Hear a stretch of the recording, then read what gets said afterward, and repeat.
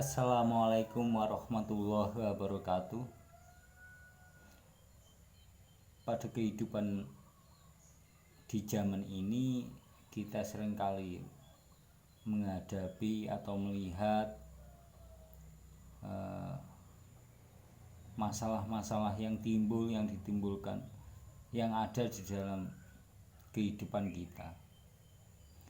Setiap hari selalu ada masalah, entah itu besar ataupun kecil. Ya, inilah hidup.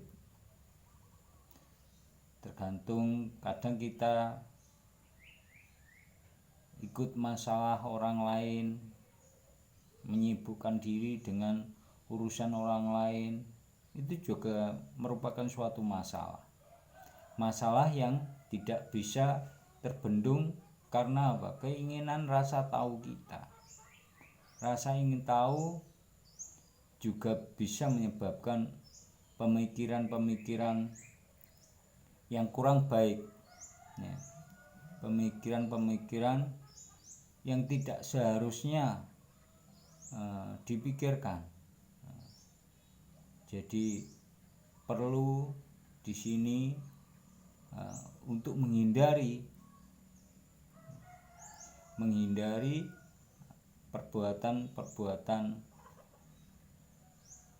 untuk ikut campur terhadap urusan orang lain. Nah, itu dalam artian kita berusaha menekan hawa nafsu kita, menekan rasa ego kita, supaya hati kita itu jauh lebih tenang dan jauh lebih baik. Untuk itu keimanan itu harus dikedepankan dalam artian di sini itu sebelum kita memulai sesuatu, sebutlah nama Allah sebagai Tuhan kita.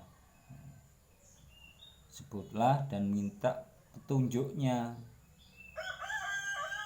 Kita sebagai manusia ini tidak akan bisa, ya. Semuanya itu karena Allah. Atas kuasa Allah kita bisa bergerak, ya. Jadi dalam penyelesaian masalah, minta petunjuk Allah agar penyelesaian itu akan diselesaikan dengan baik dan tidak menimbulkan masalah di kemudian hari. Untuk itu mari kita menekan, kita koreksi diri kita, ya. Mengoreksi diri itu maksudnya apa?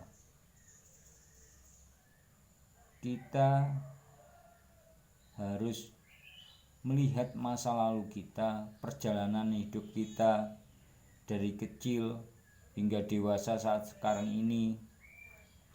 Apa saja yang sudah kamu lakukan? Apakah di dalam perjalanan hidupmu di waktu kamu masih kecil itu tidak ada kesalahan? Semua orang mempunyai kesalahan yang seharusnya tidak dilakukan. Coba kamu koreksi dari mulai kecil, ya. Kamu ingat-ingat kembali masa lalumu. Tentu apabila kamu melakukan kesalahan, kamu tidak akan lupa.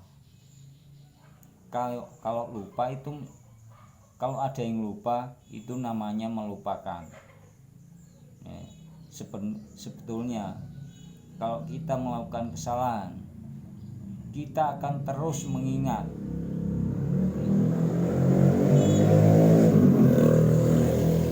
Jadi di masa hidup kita itu akan teringat terus.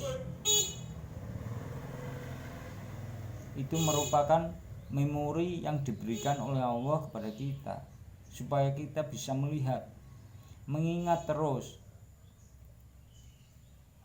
Itu untuk mengoreksi diri kita. Maksudnya Allah itu agar kita mau mengoreksi kesalahan-kesalahan kita di masa lalu, kemudian minta ampunan.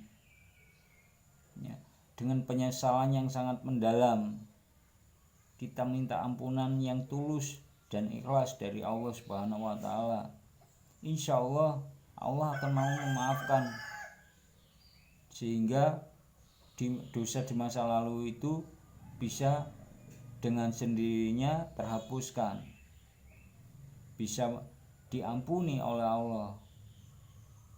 Karena apa? Karena di waktu kita kecil, pengetahuan kita itu belum mencukupi untuk mengetahui ini benar ataukah salah.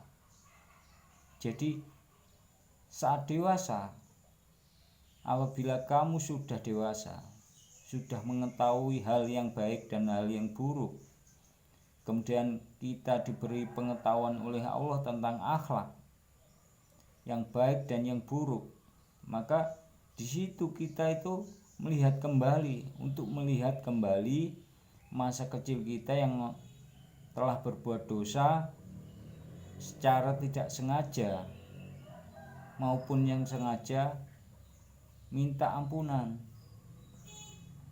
agar kedepannya nanti kita itu jauh lebih baik.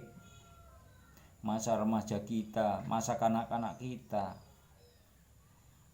ya, kita berusaha untuk mengoreksi diri kita dan segera minta ampunan dengan tulus dan ikhlas. Kalau perlu, minta ampunan kepada Allah sambil menangis. Kamu menyesali, benar-benar harus menyesali, agar Allah itu menghapus, mengampuni dosa kita. Tidak mudah. Allah melihat hati seseorang yang tulus dan ikhlas dalam meminta ampunan dan berusaha untuk tidak mengulanginya lagi. Dengan bimbingan-bimbingan beliaunya, kita berserah diri, baik tutur kata kita, tingkah laku kita curahkan semuanya kepada Allah. Semoga Allah senantiasa melindungi kita dari perbuatan-perbuatan yang kurang baik di kedepannya nanti. Jadi mari kita terus meningkatkan keimanan kita. Kamu tidak akan rugi apabila kamu meningkatkan keimanan kamu. Kamu akan menjadi tenang, akan lebih bahagia lagi dalam hatimu. Soalnya kebahagiaan dan keterangan hati itu tidak bisa dibeli, tidak bisa diukur dengan materi. Untuk mencapai keimanan itu sangat kompleks sekali, ya. Saling berkesinambungan. Jadi pembenahan diri itu sangat berkesinambungan, mulai dari hal yang kecil sampai hal yang besar. Maka berusahalah untuk meningkatkan keimanan kepada Allah Subhanahu wa taala. Jangan kamu dengarkan hawa nafsumu atau rasa egoismu, amarahmu. Itu akan menjerumuskan kamu ke dalam lubang penyesalan yang menyesatkan. Dalam tubuh manusia ini ada banyak makhluk yang bisa mempengaruhi tingkah laku manusia. Oleh karena itu, hanya kita mau beriman yang bisa menekan perbuatan-perbuatan yang jelek itu. Jadi pegang teguh, ya. Yang namanya teguh itu ya teguh dalam pendirian, teguh dalam beriman kepada Allah Subhanahu wa taala. Kita tidak akan menduakan selain Allah. Kita melihat kejadian-kejadian alam yang aneh-aneh itu, kita kembalikan la haula wala quwata illa billah, ya. Semuanya akan kembali pada kekuatan yang asli, yaitu kekuatan dari Allah Subhanahu wa Ta'ala. Kita itu hanya apa? Hanya daging dan kulit, balung, hanya itu yang kemudian diberi ruh. Kalau ruhnya sudah dicabut, ya kita itu apa? Boneka. Jadi yang menggerakkan itu adalah atas kuasa Allah. Semuanya itu atas kuasa Allah. Dalam diri manusia ada banyak makhluk. Ada yang namanya makhluk pikiran, ada yang namanya makhluk baik dan buruk. Terutama yang utama itu adalah makhluk baik dan buruk, kemudian dipecah lagi, ya. Makhluk yang buruk itu yang bagaimana, dipecah lagi. Ada sekumpulan makhluk yang namanya hawa nafsu, itu dipecah lagi, ya. Ada yang namanya makhluk amarah, itu yang bisa menguasai manusia. Ada yang namanya makhluk berkeinginan untuk melihat keduniawian saja. Apabila kita dikuasai di situ, maka kebenaran dan keimanan itu akan menjadi luntur. Apabila kita tidak mampu menguasai makhluk-makhluk dari hawa nafsu itu. Jadi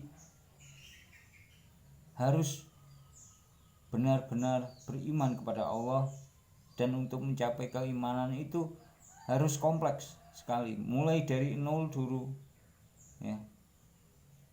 Demikianlah kajian pada kali ini, semoga bermanfaat dan berguna bagi saudara-saudara sekalian. Wal taufiq wal hidayah. Wassalamualaikum warahmatullahi wabarakatuh.